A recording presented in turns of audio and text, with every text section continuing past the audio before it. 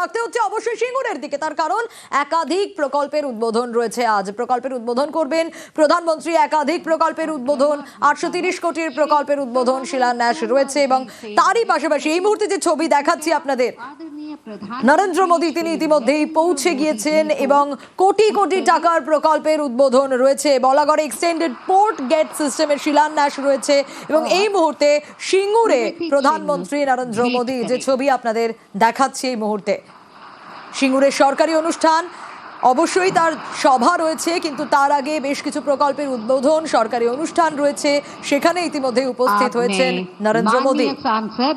শ্রী सौमित्र खां जी से स्वागत भाषण देने का যে ছবি আপনাদের দেখাচ্ছি, সিঙ্গুরে আজ একাধিক প্রকল্পের উদ্বোধন। সিঙ্গুর থেকে নরেন্দ্র মোদী কি বার্তা দেবেন, সকলের নজর রয়েছে সেদিকে, কিন্তু সেই সভার আগে রয়েছে বেশ কিছু প্রকল্পের উদ্বোধন, শিলান্যাস। আমরা একটু নজর রাখি।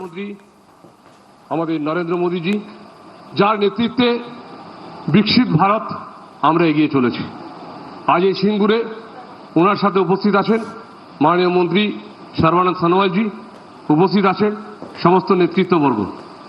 আজ আমার কাছে এক ঐতিহাসিক দিন, কারণ যে মা সর্দার জন্মস্থান জয়রামবাটি, সেই জয়রামবাটিতে আজকে আমাদের ট্রেন আসছে।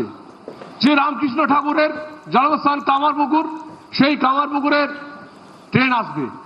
আজকে এক সূত্রে গাঁথা হয়ে গেছে।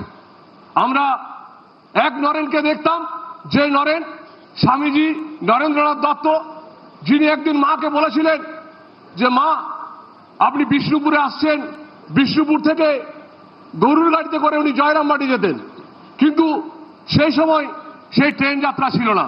কিন্তু স্বামীজি একদিন বলেছিলেন যে একদিন নিশ্চিতভাবে একদিন ট্রেন চলবে। আজকে সে ঐতিহাসিক দিন যে জয়রামবাটিতে সেই নরেন্দ্র মোদীজির হাত ধরে আমাদের জয়রামবাটিতে ট্রেন আসছে।